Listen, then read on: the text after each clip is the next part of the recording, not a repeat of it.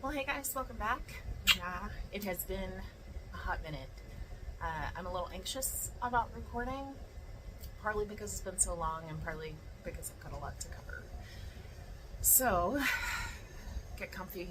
I am doing some timestamps to make this a little streamlined so you can skip around if you need to. But yeah, we're gonna cover some things and get caught up. So, I would see it in YouTube comment sections. I would see it in videos where people were just hateful, or putting these parameters on following a low carb diet or a keto diet or a carnivore diet that made it not approachable anymore. And it was, everything was becoming more and more dogmatic. So it was, you have to count total carbs, not net carbs. You can't have these products. Even if you're okay with them, you can't have them because those are bad. You can't use these spices because of oxalates. You can't have nightshades because they're trying to kill you. You can't have dairy because even though it's an animal product, it's not actually carnivore because it's, nothing died for that. And like, it just became this thing where it got a little culty, I think, and I started even feeling like a lot of the people in this space are like the tinfoil hat people, and a lot of things became very conspiratorial and culty, and I started developing a real disdain for the community.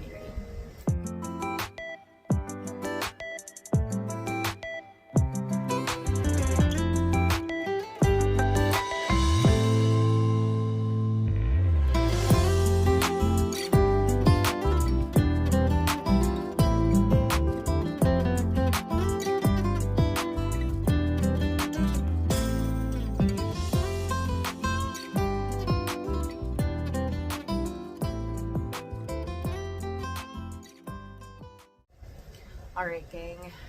Yeah, it's been a little while. So it is 5 a.m. I am at work. I actually adopted Richard's office for a few minutes so that I could have a nice quiet place to record. I just want to remind everybody that I am just an ordinary person. I am a 42-year-old mom, wife, produce manager at a local grocery chain, and I am not a medical professional. I'm going to discuss a couple of the things that have improved as far as my personal health, but overall this channel is just documenting my journey, the changes that I have made, and the ways that it has impacted my health. So I don't want anyone to misconstrue that or confuse it as being medical advice, because it certainly is not. So first and foremost, just want to knock that out and get it out of the way. Secondly, if you are new here, welcome. My name is Karen. I have been following a low carbohydrate diet since 2017. In that length of time, I've experimented a lot. I've gone back and forth between low carb, keto, carnivore. I've done some different various challenges and experiments over the course of that time in an effort to improve my health. And I've definitely done that. My blood work is absolutely stunning. Something I'm really, really proud of considering my family history. We have a whole lot of health issues in my family. Additionally, I started out this journey as a type 2 diabetic.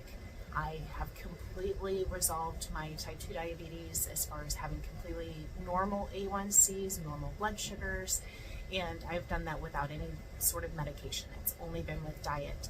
My doctor considers it resolved, but obviously if I were to return to my old ways, my type 2 would come back. There's no question about that. So I do acknowledge that I can't go back to the standard American diet without that type 2 coming back.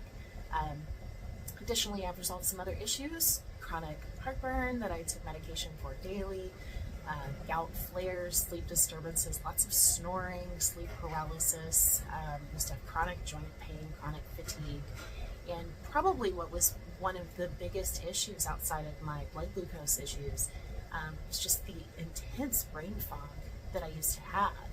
I was just reflecting not long ago how my kids, who are now 21 and almost 16, that I remember very, very little from their infancy and their youngest years, because during that time my short-term memory was very affected by the combination of my fatigue and my glucose. I really think that my brain was just kind of starving.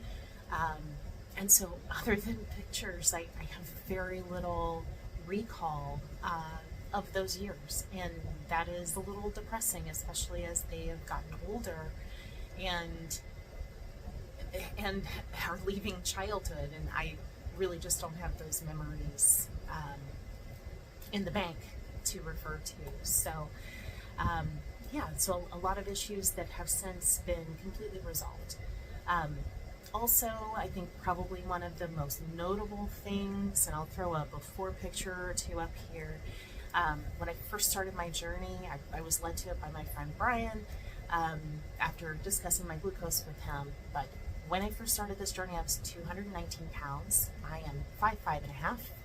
And so I was definitely very, very heavy. I had a lot of struggles related to my weight, but more than anything, I just felt really miserable in that length of time. Now, granted, like everybody on a weight loss journey, I had some ups and downs and fluctuations, but at this point, I am down to 158. My goal is 140, so I've still got a little ways to go, but I have lost a considerable amount of body fat in the amount of time that I have been following this way of eating, despite a few pitfalls here and there along the way. Most recently, over the course of the last few years, I've, like I mentioned, done a lot of experimenting, but overall I was typically following a ketogenic lifestyle, typically around 20 grams of total carbs a day. I did not count net carbs, and I've continued to feel really, really good. All of my health markers and all of those improvements have been sustained for that amount of time, but for the last 3 years, I've been in a stall. I had the same 5 pounds or so that I was just fluctuating up and down with. And so I really came to the conclusion that what was working just wasn't working anymore. And I don't fault keto for that. I just feel like it was something that I wasn't addressing in the appropriate way. That said, I started to do a lot of reflecting. A few months ago, I really hit a point of just kind of wondering, like, okay, what is it that I'm doing wrong? And because, everybody, anytime I would talk to friends in the keto community or the carnivore community or ask questions of the experts, I kind of was always given the instruction of, I was given tips that are typical in the keto carnivore community, right? So it was keto harder, carnivore harder, go BBBE, remove dairy, remove artificial sweeteners, check your electrolytes. You need to do some intermittent fasting. You need to do some extended fasting. And I played around with all of these things at different times. And I would see the same issues come up. So it was the same. I was hanging around like 175 pounds, which is still overweight for my height. And it was just kind of this slow and steady up and down. So I'd sit there and, up 2 pounds, down 4 pounds, up 3 pounds, down a pound, up 4 pounds. Like, it was just this fluctuation. It was constant. And I felt like I was doing something wrong. Like, I've been at this for 7 years now, and it doesn't make sense that I can't do this. I know what I'm doing. Why is it not working anymore? I feel like I just hit a wall. 3 years of no movement on the scale, and despite feeling really good physically, and I acknowledge that, and I will not fault keto for it, but I hit a point where I was like, okay, this isn't working, right? And I've tried the things. I feel like I've given everything the good old college try. I feel like I have, really done my best to stick to everything as best I can, and yet I am still seeing no results. So I hit a point, this was probably in February of this year. It's close to the end of June now, but February of this year, I just kind of was like, you know what, I need to start exploring a little bit more. So I went to YouTube. Of course, that's where I get a lot of my inspiration and a lot of information from anybody that I can. And I was trying to kind of seek out tips and tricks and things, and I found myself getting really frustrated with the community, the community that I was a part of. And I started doing some soul searching. I want to make clear that keto absolutely saved my life. There's no question that I would be incredibly sick right now had I not found that particular way of life, and I acknowledge that fully. But over the course of the last few years, I do feel like the community has gotten toxic. There are great people within the community, people that I call friends, but I hit a point of disappointment and frustration with a lot of people in the space. There were a lot of judgmental people. I would see it in Facebook groups, including some of the groups that I moderated. I would see it in YouTube comment sections. I would see it in videos where people were just hateful, or putting these parameters on following a low-carb diet or a keto diet or a carnivore diet that made it not approachable anymore. And it was, everything was becoming more and more dogmatic. So it was, you have to count total carbs, not net carbs. You can't have these products. Even if you're okay with them, you can't have them because those are bad. You can't use these spices because of oxalates. You can't have nightshades because they're trying to kill you. You can't have dairy because even though it's an animal product, it's not actually carnivore because it's, nothing died for that. And like, it just became this thing where it got a little culty, I think. And I started even feeling like a lot of the people in this space are like the tinfoil hat people, and a lot of things became very conspiratorial and culty, and I started developing a real disdain for the community, and I stepped back. And that's a big reason why I stopped posting as much as I was, because I started having a bad taste in my mouth about the whole thing. And so I decided that it was time to reevaluate and see not only what was going to work best for me, but what I felt the direction of this channel needed to be and what my purpose was here. From day one, I wanted this channel to be documenting my journey just for accountability, and also hoping that, just like one person's conversation led me to finding health, I wanted it to be out there in case one person watched it and made a few changes and it improved their life. That was the whole goal. If one person was affected by one of my videos, like, that's all that mattered. It would be a huge impact for me. And I got so frustrated with the community that I didn't want to create. It became frustrating, and sometimes it would be in the comments of my videos, giving me grief about the eggs I used, or using pepper or plastic containers or whatever, or it would be in other creators' videos and the way that they would talk and behave. And I just feel like everything got to a place where, like, I don't want to be a part of that. And it hit me, and I couldn't come back to it for a little while. So in all of the reflecting, I started listening to different people.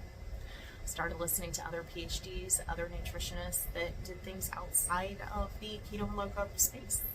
So I was looking at people who followed flexible dieting, people who were doing Weight Watchers. I started doing, following just the if it meets your macros crowd, people who were more on the like low fat, high protein crowd, just listening to these people and their perspectives as well. And I really have always been pretty like nutritionally pro-choice. So I feel like everybody needs to find the thing that's best for them. And I feel like I found a home in listening to a lot of interviews with Dr. Lee Norton, because he says the same thing. It's like, you know, any way of eating can get you there. You just have to find the one that is most sustainable for you. I had hit a point where keto, while it was sustainable, it wasn't effective anymore, and I needed to find a new way. So I really started paying more attention to the fact that maybe I just wasn't in a calorie deficit, and maybe I needed to make those sorts of changes.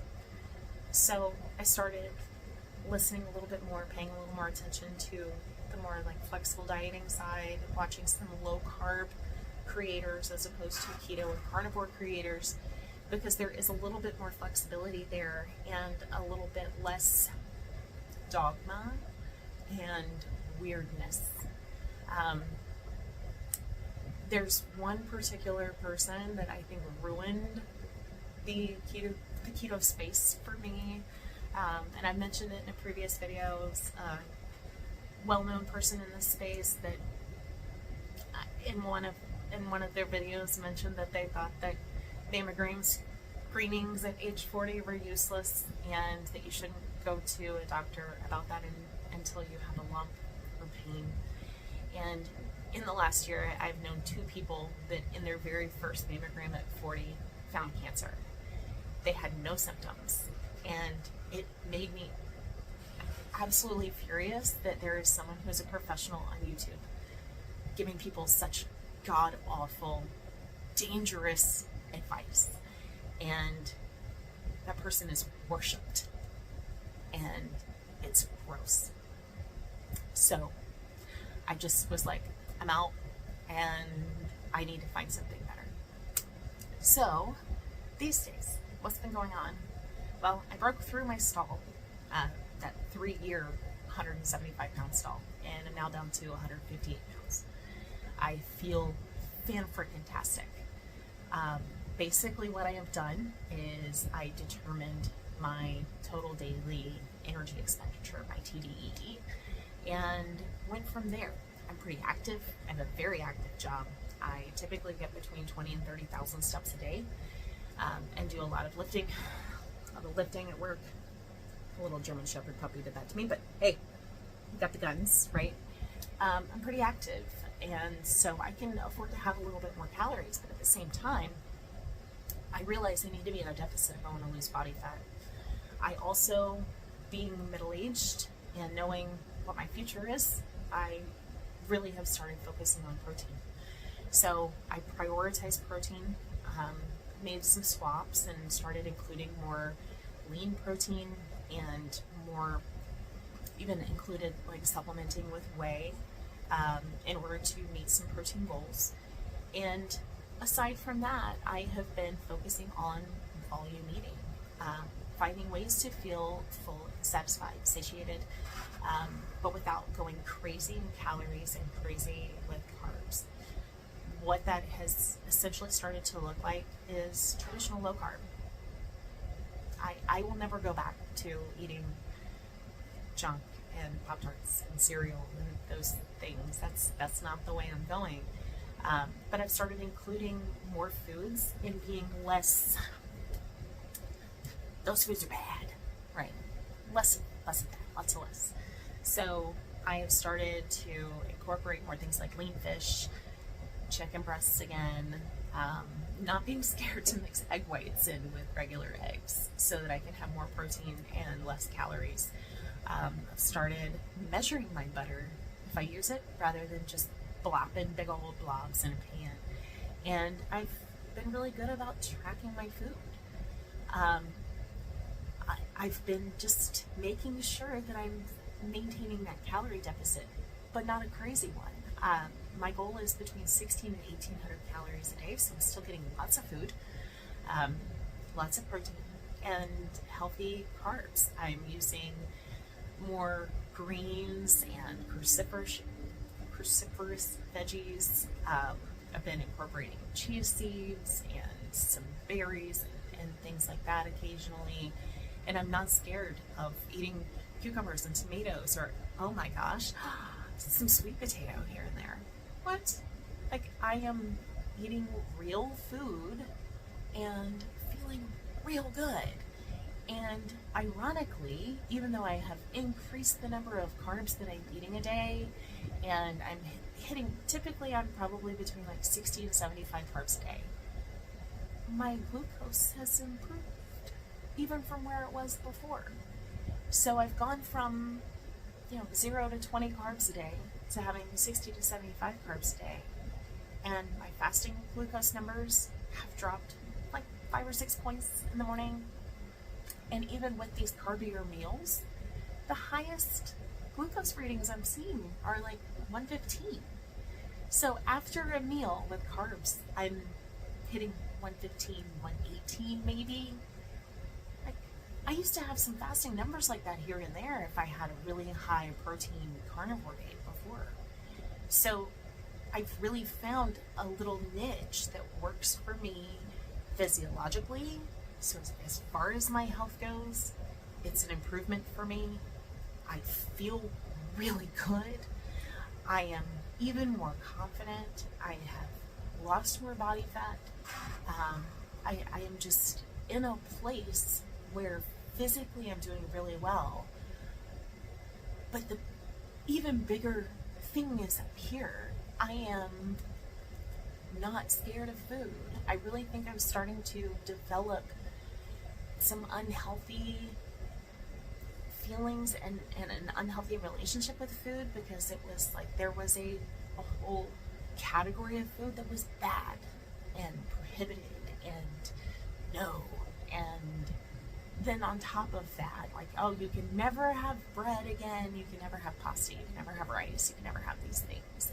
It also was like, onions are bad because they're too high in carbs, and bell peppers are bad because they're nightshades, and don't eat too much yogurt because of dairy. And it just, I had a lot of negative associations with food. And so if I did have any of those things, I would have guilt. And I wouldn't want to share it because I felt like there was going to be judgment. And it just became a headspace that I did not like being in. And now it's like I've started incorporating things that I haven't had in years.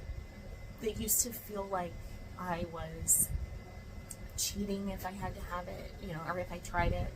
And it would send me on binges and on these just terrible choices. Like, oh, if I had my husband's chicken and dumplings, then it would be like, oh, well, I've already had flour, I'm gonna go ahead and just, I might as well get it out of my system and have all the things. And so it was not a healthy place.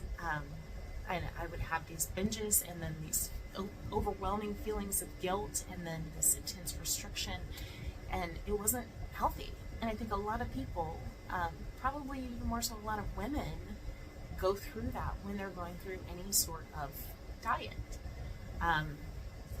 Something else, I'm going to keep bringing up Layne Norton. I really am. I know he's like the most hated guy on the internet, but like, come on. I challenge every one of you to take like an hour and a half to watch the interview that he did on Diary of a CEO, because it is freaking stellar. But I found that, he mentioned something about restriction versus, being more flexible with your eating.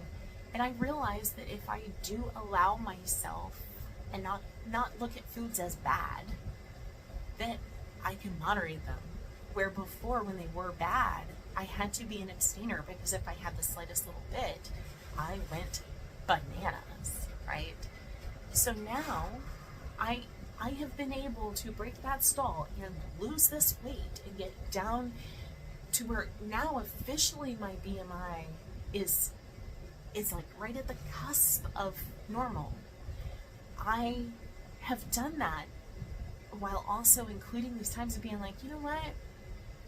I'm gonna have a little bowl of ice cream and I'm not gonna feel bad about it. And It's not going to make me go, oh, well, I might as well finish all of the ice cream because, tomorrow I'm going to get back strict. I don't have any of those unhealthy actions anymore. I can just go and I can make myself a little bowl of ice cream. Or I can go, you know what, I want to have a little bit of rice with my lunch today, and I can measure out a little bit of rice, and I can have these things that I've missed, and I can moderate them, and I can not feel guilty about them, and I can really feel good. And then the fact that on top of all of that, I am doing well as far as the way that I feel. And one of the most important things to me is following my glucose. And that has even improved by doing this. It's crazy. So I realize I'm rambling. I realize that this is long. And like I said, I'm doing the timestamp, so hopefully that helps y'all. I want to skip around. But I'm sharing this because I want y'all to realize that you don't have to stay in a bad situation just because you spent a long time getting there. And it just became a point where keto just wasn't the thing that was going to work for me anymore. It did for a long time. I felt great for a long time. I saw results that I never would have been able to see if I had made those shifts in my diet. Again, I'm never going to dog keto. Just not going to happen. But it just hit a point where it wasn't working for me anymore. And I think that it is important for everyone to be willing to make those assessments and look at it and go, is this serving me? Is this helping me? Or is this more difficult? Is this something where I'm not seeing results? Is this something where I'm not having the best relationship with food? Or is this a situation where the community that I sit in is making me feel some sort of way? Because if any of those things are a problem for you, whether it's keto, carnivore, plant-based, I don't care, whatever it is you're currently doing, if you are feeling those things, then it is time to reevaluate. And I feel like it's important to know that that's okay. There's nothing that says that you have to keep doing the same thing. You can always make those changes. And it's important that you make the changes that are right for you, regardless of the audience you have. Okay, almost 7,000 subscribers. I know I'm going to lose some today because of this. I know that there are going to be people that will talk crap or will hate me or will get mad because I talked about the big fancy, worshipped doctor that said garbage information on YouTube. But I don't care. I don't. I have this channel to share. It's not a moneymaker. I have a job. I have a life. And this is something that I do to do. And so losing subscribers, go. If you're not happy here, that's fine. If you don't like me, that's fine too. I'm not here for friends or for impressing people. I'm here to share my story and what has worked for me and what I do to feel my best, and hopefully it helps some people. And if it's not your jam, that's okay. There's no pressure. It's not going to hurt my feelings. Last couple of topics to cover here. The future of the channel. I changed the name. Okay, so previously Southern Ketovore. I loved the name. It was super cute. I am Southern. I am from Charleston, South Carolina. I still live in Charleston, South Carolina. And I was Ketovore. I'm not anymore. I'm still Southern. But no, the name felt like a lie. And so I've spent several weeks trying to come up with what I wanted the channel to transition to. And I didn't want it to have any specific way of eating in the title.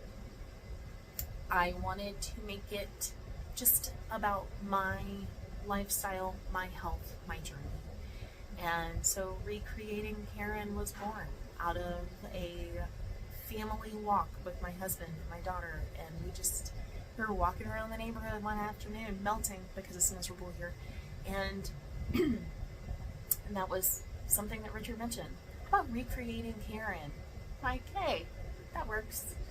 I like it because yeah, it has been a constant effort to recreate this adult that I was into a healthy version of me, and a happy and productive and hopefully someone with vitality, like that was the plan.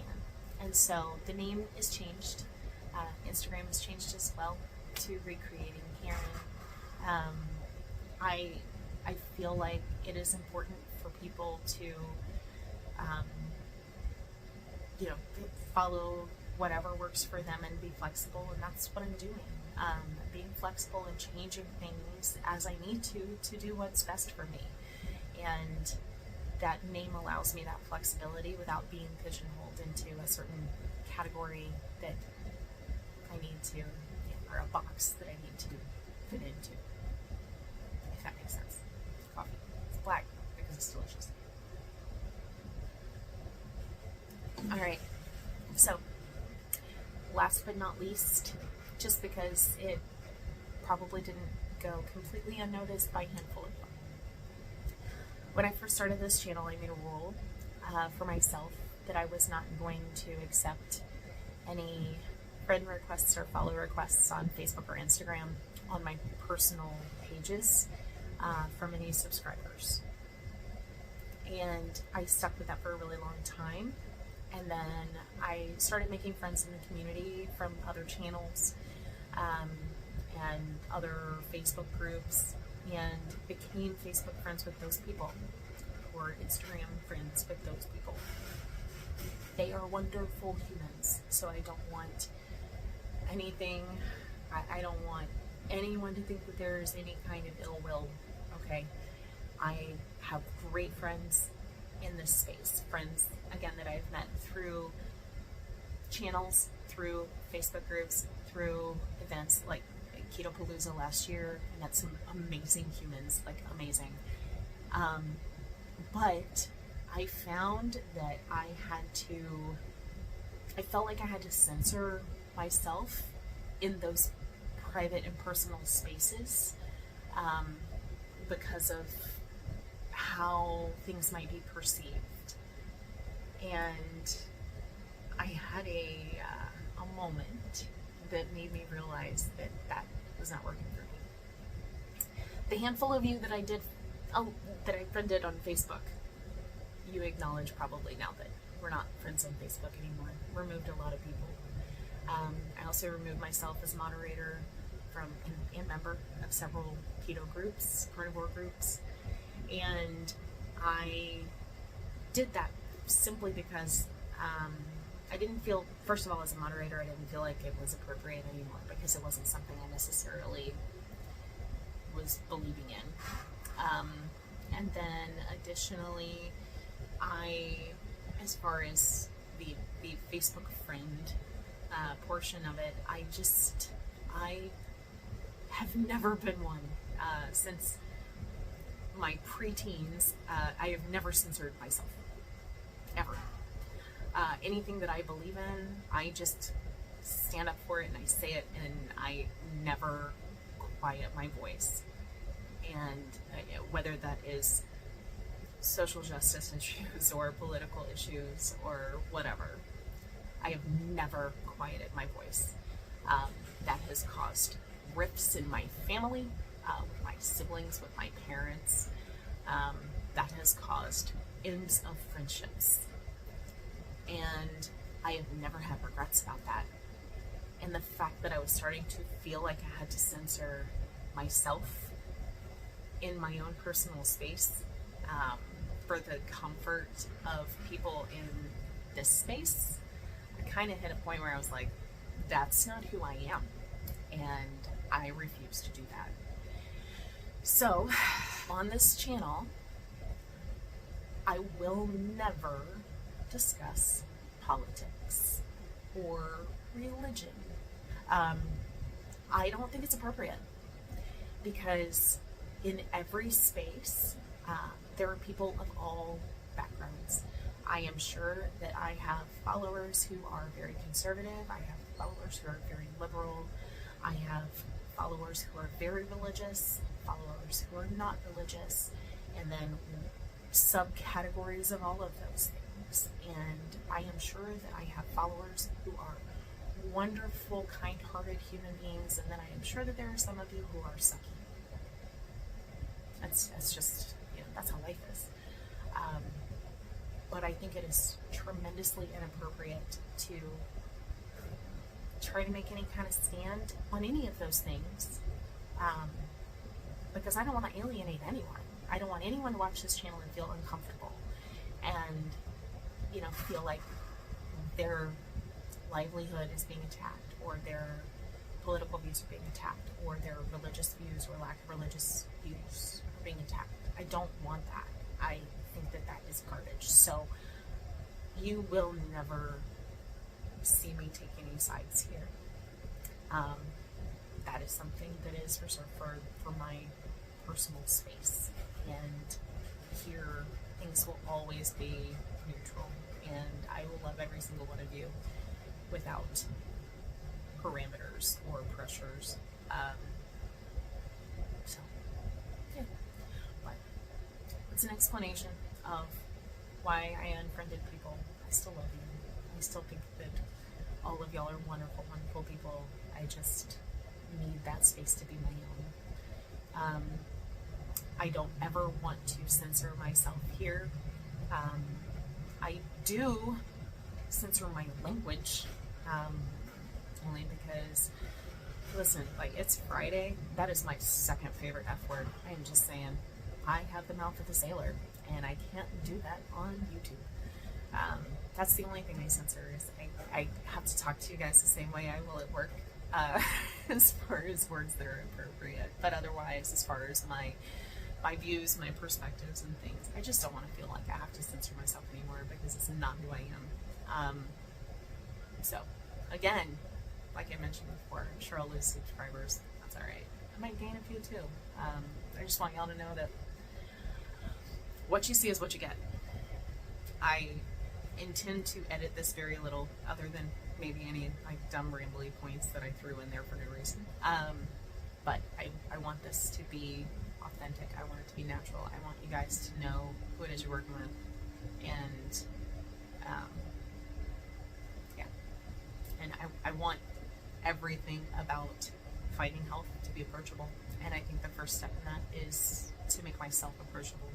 So you can always jump into comments. Now that things are settling down a little bit for me, I'm going to be able to be a little bit more involved both here and on Instagram, as far as responding to DMs and responding to comments. But I will always talk to you like you're a friend, and I want to be here for anybody in whatever way I can to help you with your journey. And that's what's important to me. So I know this is long. I know it's rambling, and I'm going to go clock in and go to work, because now it's almost 6 and I've got a lot to do. So I am glad I got to catch up with you guys. I tried to film this like 75 times yesterday at home, and there were noises, and just like every interruption ever. I know in here you keep hearing like a little rattle sound. There's a little refrigerator that keeps like coming on and off, and a little thermostat, and so it's distracting, so sorry. Alright, I'm gonna go be produce queen and do my normal day, but it's good to see everybody. Welcome to recreating here. It's a new chapter.